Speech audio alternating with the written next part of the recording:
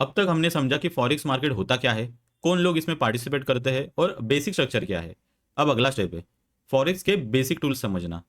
मतलब मार्केट को देखना एक चीज है, लेकिन उसको मेजर कैसे करते हैं, रिस्क कैसे कंट्रोल करते हैं, ट्रेड का साइज कैसे डिसाइड करते हैं, ये सब अब हम स्टेप बाय स्टेप समझेंगे।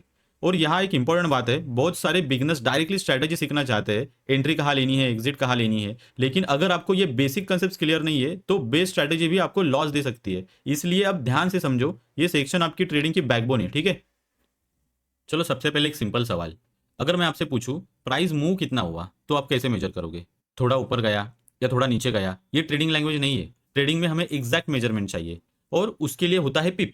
अब पिप का फुल फॉर्म याद रखने की जरूरत नहीं है, सिंपल लैंग्वेज में समझो, पिप प्राइस मूवमेंट को मेजर करने का यूनिट है।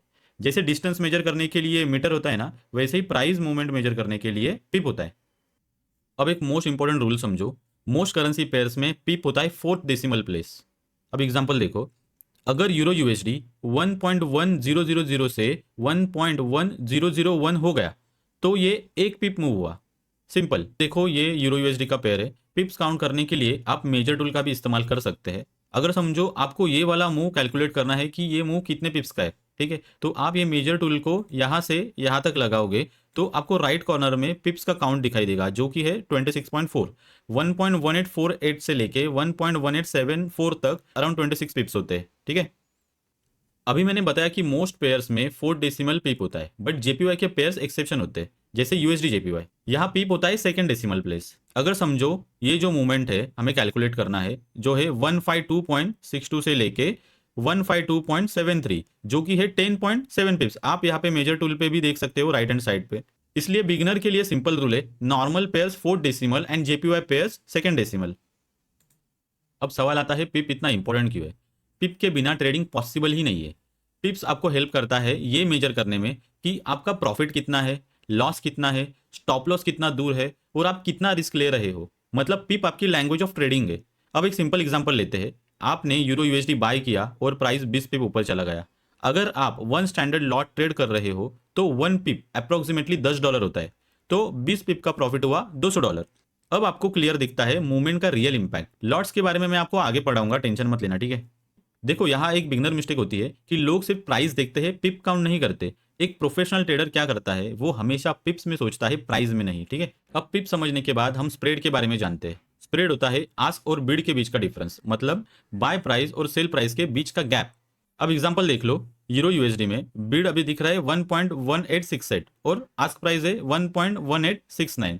मतलब इन दोनों के बीच का जो डिफरेंस होगा वो होगा स्प्रेड, विच इज 1 पिप, ठीक है। अब यहाँ एक इंपॉर्टेंट बात समझो, जब आप ट्रेड एंटर करते हो आप तुरंत प्रॉफिट में नहीं जाते, आप पहले स्प्रेड कवर करते हो। इसलिए ट्रेड एंट्री के टाइम आपका पीएनएल थोड़ा निगेटिव होता है।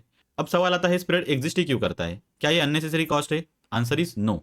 स्प्रेड के थ्रू ही ब्रोकर अर्न करता है, लिक्विडिटी प्रोवाइडर्स को पेमेंट मिलता है और पूरा सिस्टम रन होता है। मतलब ये मार्केट का बिल्ट इन कॉस्ट है। इसलिए स्मार्ट ट्रेडर क्या करता है, वो हाई स्प्रेड पेयर्स अवॉइड करता है और लो स्प्रेड पेयर्स प्रीफर करता है, और इसी वजह से मेजर पेयर्स ही बेस्ट होते हैं। अब आते हैं एक बहुत इंपॉर्टेंट और डेंजरस कंसेप्ट पर, लॉट साइज। डेंजरस इसलिए क्योंकि यही आपका प्रॉफिट और लॉस डिसाइड करता है। और मैं ये क्लियरली बोलना चाहता हूं, अगर आपने सिर्फ लॉट साइज गलत चूज किया तो बेस्ट स्ट्रैटेजी भी आपको बचा नहीं सकती। इसलिए अब ध्यान से समझो। सबसे पहले एक सिंपल सवाल, अगर आप मार्केट में एंट्री ले रहे हो तो आप कितना बाय या सेल कर रहे हो, ये कौन डिसाइड करता है? आंसर है लॉट साइज। सिंपल लैंग्वेज में लॉट साइज मतलब आप ट्रेड का साइज कितना रख रहे हो। इसको डेली लाइफ एग्जांपल से समझो। आप सब्जी लेने जाते हो, अगर आप 1 kg आलू लेते हो और प्राइस 20 रुपीज बढ़ जाता है तो इम्पैक्ट अलग होगा। लेकिन अगर आप 50 kg लेते हो तो वही 20 रुपीज का चेंज बहुत बड़ा इंपैक्ट करेगा। सेम मार्केट सेम मूवमेंट, लेकिन क्वांटिटी बदली तो रिजल्ट बदल गया। ट्रेडिंग में भी बिल्कुल यही होता है, प्राइस सेम मूव करता है लेकिन आपका लॉट साइज डिसाइड करता है प्रॉफिट या लॉस कितना होगा। अब फॉरेक्स में जनरली 3 टाइप्स के लॉट साइज होते हैं, standard lot, mini lot and micro lot. अब इनको एक एक करके समझते हैं। सबसे पहले स्टैंडर्ड लॉट। स्टैंडर्ड लॉट होता है 1.00 लॉट। इसका मतलब होता है 1 lakh unit of base currency. अब बिगनर के लिए ये थोड़ा एब्स्ट्रैक्ट हो सकता है, तो सिंपल इंपैक्ट समझो। स्टैंडर्ड लॉट में 1 पिप इज इक्वल टू $10 होता है। मतलब अगर प्राइस सिर्फ 10 पिप मूव करे तो आपका प्रॉफिट या लॉस $100 हो जाता है। अब यहाँ एक सवाल पूछना, अगर मार्केट 50 पिप रिवर्स चला गया तो क्या होगा? $500 लॉस। अब सोचो, अगर आपका अकाउंट $500 या $1000 का है तो क्या होगा? एक ही ट्रेड में हैवी डैमेज। इसलिए स्टैंडर्ड लॉट्स बिगनर्स के लिए जनरली रिस्की होते हैं। अब आते हैं मिनी लॉट पर। मिनी लॉट होता है 0.10 लॉट, मतलब 10,000 यूनिट्स। इसमें 1 पिप इज इक्वल टू $1 होता है। अब 10 पिप का मूव इज इक्वल टू $10। यहाँ मूवमेंट मैनेजेबल लगता है, लेकिन फिर भी बिगनर के लिए ये थोड़ा फास्ट हो सकता है। अब सबसे important micro lot. Micro lot होता है 0.01 लॉट का, मतलब 1000 यूनिट्स। इसमें 1 पिप का मूवमेंट होता है $0.10। ठीक है, मतलब अगर मार्केट 10 पिप मूव करे तो सिर्फ $1 का ही इंपैक्ट होगा। यहाँ लर्निंग सिर्फ होती है। अब यहाँ एक इंपॉर्टेंट माइंडसेट शिफ्ट समझो।